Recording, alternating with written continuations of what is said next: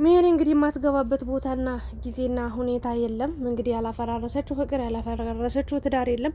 አሁንም በፊት ያው በሌሎችም ሰዎች ህይወት እናውቃታለን። አሁን ደግሞ እንደው በቅርብ ጊዜ በአብርሽና በሩታ ህይወት ውስጥ ገብታ ራሱ ስንት ነገር እንዳረገች እናውቃለን።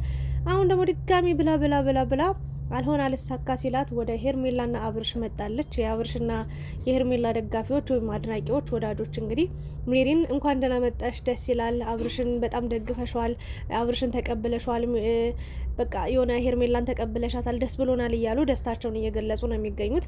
ዛሬ እንግዲህ ሜሪ ከመሬት ተነስታ እንግዲህ አዛኝ ሆናለች። በጣም ጨዋ ሆናለች። ንግግሯ ሁሉ በጣም የተረጋጋ ነው። ምናምን ልነግራችሁ አልችልም። በቃ ልነግራችሁ አልችልም። በቃ የአብርሽን ወንድም ታቅፏለች ምናምን። ኧረ ምን እየተካሄደ ነው? ቆይ በመጀመሪያ ግን የአብርሽ ወንድምና ሜሪ፣ ኧረ በስማ ምንድን ነው እሱን ልተወው። ለማንኛውም እና ዛሬ አብርሽን በቃ ሶስቱን ወንድማማቾች ጠርታ እንዲያወሩ በቃ የእውነት በቃ አብርሽን መቀበል አለባችሁ፣ መደገፍ አለባችሁ፣ ሄርሜላን መቀበል አለባችሁ ብላ ነው እንግዲህ ሰብሰብ አድርጋ ይዛቸው የመጣችው። ኤፍሬም ልክ ልኳን ነግሯታል። በቃ አንቺ አላት ባጭሩ የምታወራው ወሬ አብርሽ እንደተጎዳ በቃ ሩታ እንደተበደለች እንደበደለችው፣ እንዳስከፋችው፣ እንዳሳዘነችው ብዙ ፈተና በሷ ምክንያት እንዳሳለፈ አይነት ነገር ነው። ብቻ ኤፍሬም ያልተዋጠለት ነገር አለ። ያኔም በሩታ ህይወት ውስጥ ገብተሽ ብዙ ነገር አድርገሻል። እኔ አለ አብርሽን ይቅርታ ጠይቄዋለሁ፣ ወንድሜ ነው፣ ይቅርታ ባብለናል፣ ችግር የለብንም። አሁን እንደ አዲስ አዛኝ መስላ መጣች ማለት ነው። በቃ መታረቅ አለባችሁ፣ አንድ መሆን አለባችሁ ብላ ነው የመጣችው። ሄርሜላን ግን አልቀበላትም። አንቺ ስለሷ ምንም የምታውቂው ነገር የለም፣ እንግዲህ ስጋዬ ናት እያለች መጣች። ደግሞ በየት በኩል ነው እንደው ሲጀመር አንቺ እንደው ትግራይና ጉራጌ እንደው በየት በኩል እንደው የማይሆን ነገር ሀገራቸው ራሱ እንደው አይገናኙ። ጥርት ያለች የትግራይ ልጅ ነች በነገራችን ላይ ሜሪ። የእውነት እንደው ይሄ ነገር ራሱ ያገናኛቸው እንደ በአብርሽ በኩል ተገናኝተው ሊሆን ይችላል። የእውነት ለሩታ ራሱ ምንም አይነት ዝምድና የላት። አሁን ደግሞ ልክ ሄርሜላ ዘመዷ እንደሆነች ስጋዋ እንደሆነች አድርጋ ነው የምታወራው። ሶ ሜሪ የገባችበት ህይወት ባጭሩ አይበረከትም፣ አይጸናም፣ አይጸድቅም፣ ቆይታም አይኖረው እና ተታረቁ ብላችኋለች።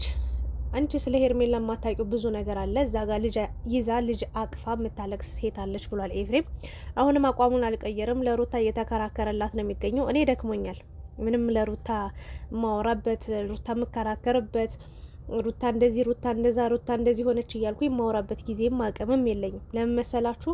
ትናንት በተሰራው ቪዲዮ እርር ብዬ አይቼው ጀምሬያለሁ። መደጋገም አይጠበቅብኝም፣ አልደጋግምም። መደጋገሙ ምንም ትርጉም ጥቅም ስለሌለው ዛሬ ስለ ሜሪ ነው ላወራ የመጣሁት። ስለ አብርሽም ነው ላወራ የመጣሁት። አብርሽ ተቀብሏታል በደስታ። መጀመሪያ እሱን ነበር ያገኘችው። እንኳን ደስ ያለ ልጅ አስረግዛል ወይም ደግሞ ልጅ ሊኖረ ነው ምናምን ብላ አቅፈዋለች።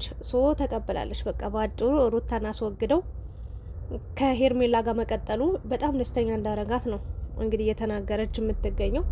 ደስ ይላል። የሰው ደስታ አይቶ ደስ ሲሰኝ አንድ ሰው ደስ የሚል ነገር አለው እና ወንድሞቼ መጀመሪያ ከሩታ ጋር ምናምን ስለነበር ሼር ነገር ላይቀበሉሽ ይችላሉ፣ እንደዚህ ብትይ ላያምኑሽ ይችላሉ አላት። ችግር የለው ምን ያሳማምናችኋለሁ አላለች። አዎ ምላስም አላት፣ በደንብ ደህና ምላስ ነው ያላት። መጡ የአብርሽ ታላቅ ወንድም እኔ እንጃ ግራ የገባው ነገር ነው ሀሳብ ራሱ ሲሰጥ። በእርግጥ ደስ የሚል ሀሳብ ነው የሚሰጠው፣ ግን በቃ ይሄ እንደዚህ ቢሆን እንደዚህ ነበረ፣ ግን እንደዚህ ሆነ፣ ግን እያለ ሁሉም ነገር እየፈራረሰ መጨረሻው በአጭሩ ሄርሜላና አብርሽ አንድ እንዲሆኑ ተፈቅዶላቸዋል ማለት ነው። ከዚህ በኋላ በምን አይነት መንገድስ ነው የሚቀጥሉት የሚለውን ነገር አብረን የምናይ ይሆናል። ግን ስለ ሜሪ ስናገር እኔ አብርሽ እንኳን ላንተ ሩታ ስጋዬ ናት ላለቻት ሴትም አልሆነችም።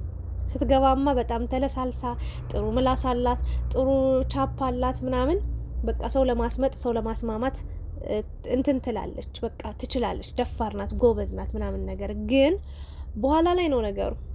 በጥፊ እንዴት እንዳጠናገረች አታስታውስም? እንዲ አብርሽ የሆነ ጊዜ እንዴት እንደመታች አታስታውስም? በማያገባት ገብታ አንድ ሰው ይውላችሁ፣ አንድ ሰው የሚወድ ከሆነ የሚያከብር ከሆነ ያን ሰው የሚወደውን ነገር መውደድ፣ ያ ሰው የሚወደውን ነገር እንዳያጣ ማገዝ፣ መርዳት አለ አይደለ? በቃ ቢያጠፋም ያ ሰው ቢበድለውም ቢበደልም ይቅር በልሽ ይቅርታ ጠይቅ ብሎ ማስማማት እንጂ ከዛም ከዚህ ሆኖ እሳት ማቀጣጠል አይደለም። በሩታ በኩል ሆና ማአት እንጨት አቀጣጠለች፣ ቤንዚን አርከፈከፈች፣ ክብሪት ለኮሰች፣ አልሆንም፣ አልተሳካላትም። ከዛ ደግሞ አሁንም ዞራ ከሩታ ጋር ተጣልታ ድጋሚ ደግሞ አብርሽ ጋር ሆና ሄርሜላን እየደገፈች በቃ ሄርሜላ የኔ ቆንጆ የኔ ማር የኔ ወለላ እያለች እንግዲህ ሩታን መውጋት ነው ስራዋ። በቃ የሜሪ ስራ እዛም ግብት ውጥት እዚህም ግብት ውጥት ልክ እንደ እርጎ ዝንብ። ከዛስ የሰውን ህይወት አበላሽታ አጣልታ አራርቃ ድጋሚ እንዳይገናኙ ሆነው እንዲለያዩ ነው የምታደርገው። እኔ ይቅርታ አድርጉልኝና ዳኒና ሜሪ የገቡበት ህይወት፣ ዳኒና ሜሪ ያሉበት ነገር፣ ዳኒና ሜሪ ያወሩበት ነገር ምንም ሲስተካከልም ሲሰምርም ጥሩ ነገር ሲፈጠርም አይቼም ሰምቼም አላውቅም። ስለዚህ እኔ ለአብርሽ ነው መልእክት ላስተላልፍ የምፈልገው። አንተ ተው ተው ተው ተው ብንልህ አይ ይሄ የራሴ ህይወት ነው፣ ይሄ ራሴ የምኖረው ህይወት ነው፣ የኔን ህይወት ማንም አይኖርልኝም፣ ኢቭን እንኳን ተመልካች ወንድሜም አይኖርልኝም፣ ራሴ ነው የምኖረው፣ ይሄ ህይወት የኔ ነው ብሎ እንግዲህ ወንድሞቹ ጋር እስከ መጣላት እስከ መጨቃጨቅ ደርሷል። ተመልካችንም ብቻ ሳይሆን ከወንድሞቹ ጋርም ተጣልቷል። ሶ የራሴ ህይወት ነው ካለ በራሱ መንገድ ከቀጠለ ደስታን አገኛለሁ ካለ ያለፈውን ህይወት ረስቶ ትቶ ሌላ ምዕራፍ ጀምሬያለሁ፣ ሌላ ህይወት ጀምሬያለሁ፣ ሌላ ጉዞ ላይ ነኝ ካለ ከመቀበል ውጪ ምንም አማራጭ የለንም። ተቀበልንም አልተቀበልንም እንግዲህ ሁሉንም ነገር ቀስ በቀስ የምናየው የምንረዳው ብዙ ነገሮች ይኖራሉ ብዬ አስባለሁኝ። ሶ እንደ ሀሳብ ግን ብዙዎቻችሁ የመጣውን ሁሉ ማመን ነው ስራችሁ። ከዚህ በፊት የመጡት ሰዎች ምን ጠቀሟቸው? ምንም። ህይወታቸውን ሲያበላሹ ሲያመሰቃቅሉ ነው ያየሁት። እና አብዛኞቻችሁ ደግሞ በቃ የሆነ አላደል ብዙ ነገር እያላችሁ ነው። ግን አንድ ነገር እኔ አውቃለሁ። ለምን ሜሪ አትሆናቸውም። ምንም በሄርሜላም ህይወት ብትገባ ታያላችሁ።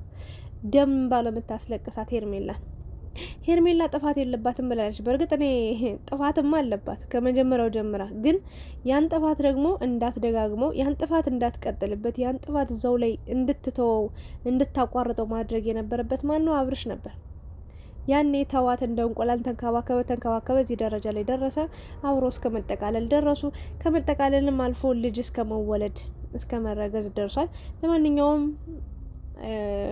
እንግዲህ ህይወታቸው ከቀጠለ ጥሩ ነገር ነው። ግን ሜሪን አሁንም ነገም ዛሬም ከነገ ወዲያም ሁሌ የምነግራችሁ ነገር ሜሪን ከእናንተ ህይወት ካላራቃችሁ፣ አብርሽ ይችል ልጅ ከነሱ ህይወት ካላራቃት እርግጠኛውኝ የምነግራችሁ ነገር ከዛ ከዚህ እያረገች እንደዚህ ደረስኩባት፣ እንደዚህ ሆነች፣ እንደዚህ ነች ሄርሜላ፣ አብርሽ እንደዚህ ሆነ፣ እንደዚህ ያረገ እያለች የእነሱን ህይወት ማበጣበጥ እንጂ ሰላም ነገር ይዛ ስለማትመጣ እንደኔ በክብር ነግሯታል። ኤፍሬም ጥሏት ነው ሄደው። ምንም ማውራትም መስማትም አልፈለግም። ዛሬ መልካም ሰው ሆና በቃ ተታረቁ፣ በቃ በውስጣችሁ ቅሬታ እንዳለው ምናምን እያየው ነው ና ምን አገባሽ ሲጀመር አንቺ።